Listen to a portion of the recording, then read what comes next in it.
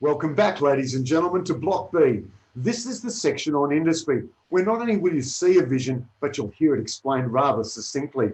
How does this EV transition affect Australia's CO2 emissions?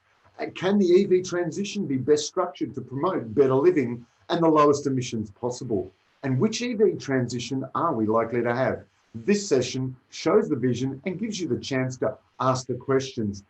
Beyond zero emissions, our first speakers, Representative Michael Lord, is the lead researcher for BZE.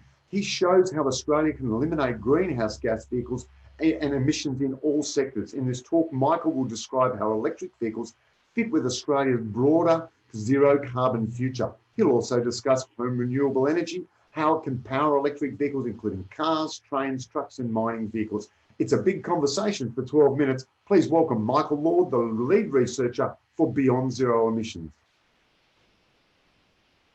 Well, thanks very much for that introduction, John. I can't see myself at the moment, but I'll assume that I'm being broadcast.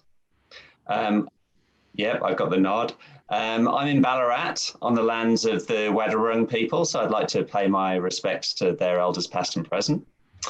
Beyond Zero Emissions is a climate think tank. We've been showing for the last 12 years how the elimination of greenhouse gas emissions from the transport sector and all other sectors is achievable, affordable, and not just that, it's actually going to be great for Australia. And one way it's going to be great was the subject of our last major report, which was the Million Jobs Plan, which showed how rapid adoption of zero carbon technology can not just eliminate emissions, but can get Australia back to work. As we know, we're in the midst of an economic crisis. There's some way to go with that. We can create more than 1 million jobs by really getting behind zero carbon transport. So I'm going to give a few highlights of that today. I'm not going to talk so much about cars, which I think is probably the focus of a lot of this conference, and also the speakers who are going to follow me. Beyond Zero Emissions hasn't released a report about electric cars since 2016. That report showed that under a low-cost scenario, replacing all cars and buses in Australia with electric would be cost neutral over a 10-year period due to the lower costs of running electric cars and buses. And that analysis is now 5 years old. And since then, obviously, things have only got better for the economics and the general case for electric vehicles. But it's also accelerated the case for the other electric transport that I'm going to talk about, and that's electric buses, trains, and mining vehicles, the adoption of all of which can reduce costs and emissions, improve health, and create a lot of jobs, as the Million Jobs Plan shows. So just starting with electric buses, compared to diesel buses, electric buses are faster, they're quieter, they're more efficient, and they're more reliable. They also reduce greenhouse gas emissions. Even with the standard grid electricity in Australia, which is pretty high carbon, an electric bus usually has lower emissions over its lifetime than a diesel equivalent. The only thing, one of the things stopping the faster adoption is the cost of an electric bus, which is still about 30 to 40% higher than a diesel bus. That's coming down, but already the cost of ownership of the bus is less than of an electric bus is less than a diesel bus because of those lower costs for the fuel and the maintenance. And it's probably the advantages in terms of local air quality, which is seeing the takeoff of electric buses worldwide. There are actually 500,000 electric buses picking up passengers around the world. There are 35 cities, including Paris, LA, Mexico City, Tokyo, that have committed to all electric bus fleets in 10 years' time. We've got targets like Santiago, Amsterdam, who are committing to all electric bus fleets much sooner than that in just a few years' time. Probably the standout city in the world in terms of electric buses is Shenzhen in China, which by 2017, in just a couple of years, had replaced its entire fleet of 16,000 diesel buses with electric buses. So it really shows what can be done, and also that electric buses have arrived.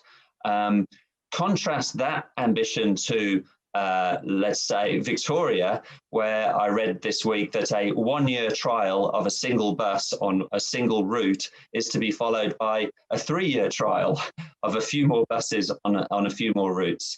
I don't think this is a technology that we need to do endless trials on anymore. We need to start adopting electric buses in Australia. There are some green shoots. The ACT, Brisbane City Council plans to buy 60 electric buses.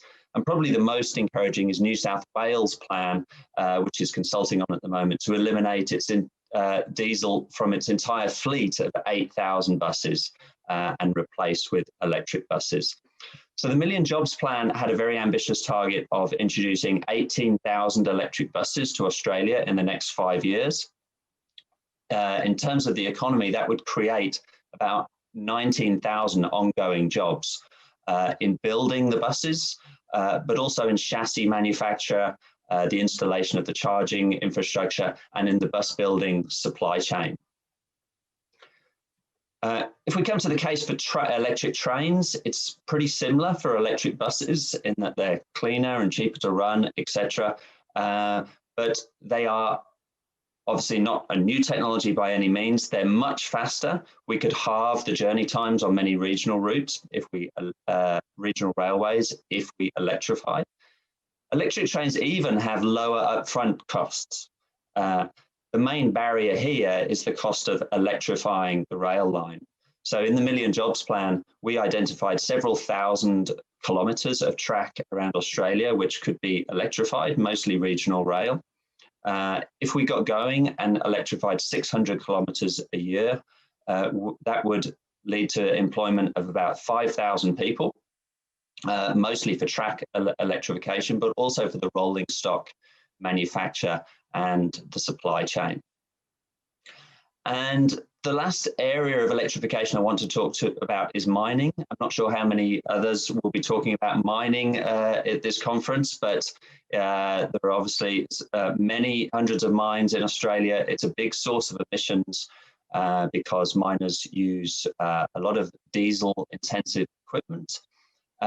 Big miners are recognizing this as a problem. Some of them, BHP, for example, Fortescue Metals, have zero carbon goals. So they're going to need to remove the diesel from their heavy vehicles and equipment. And diesel creates not just carbon emissions, but a serious health risk for mine workers, particularly in underground mines. I wouldn't like to be working in an underground mine with a diesel excavator next to me. Now, because of the improvement in battery technology, there are electric alternatives for nearly all types of mining equipment: loaders, drill rigs, excavators, trucks. It's really only those very, very large, like 100-ton trucks that we're not yet able to electrify. So we probably need other solutions for them, like hydrogen-powered trucks. But for everything else, there's an electric version. Swedish company Epiroc, that manufactures mining equipment, for example, plans to electrify all underground machines by 2025. And consultancy BDO predicts that by 2023, diesel machinery will not be used in new underground mines in Australia. There is an all-electric mine now operating in Canada, which expects to save several million a year on energy bills by quitting diesel. And there's a gold mine in Victoria, which now plans to follow suit and will start trialling electric mining vehicles next year. So what we need is policies to accelerate the electrification of mines. The technology is already here. It's hard to estimate how many jobs that would create, but in the Million Jobs Plan, we foresee there's perhaps as many as 20,000 jobs building, assembling, and retrofitting mining vehicles and equipment to be all electric. In terms of the energy use, electrifying land transport would require. So electrifying all land transport, including cars and trucks, etc., would, according to the NEU, require 33% more electricity than is generated today. I think that's actually pretty good, considering that at the moment, oil is the largest energy provider in Australia. It's larger than coal, larger than gas. We could replace the vast majority of that with a 33% addition to electricity. We obviously promote renewable electricity only. Bear in mind that there are WWF and others are talking about renewable electricity targets of several 100%. So a 33% addition is certainly achievable.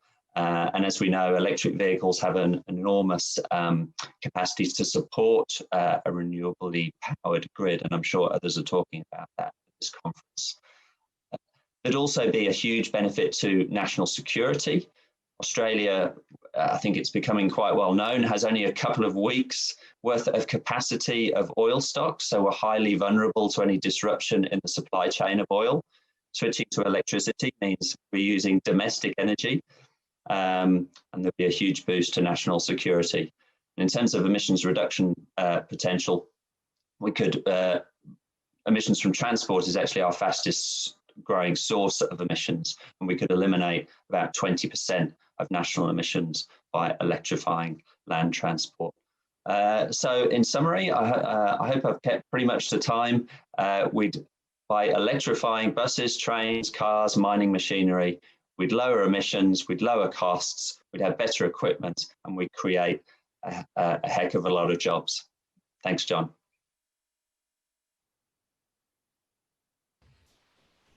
Thank you, Michael. May your vision come true. And thank you for sharing that. That was just fantastic. 1 million jobs, huh?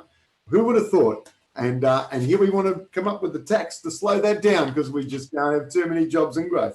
But that's okay.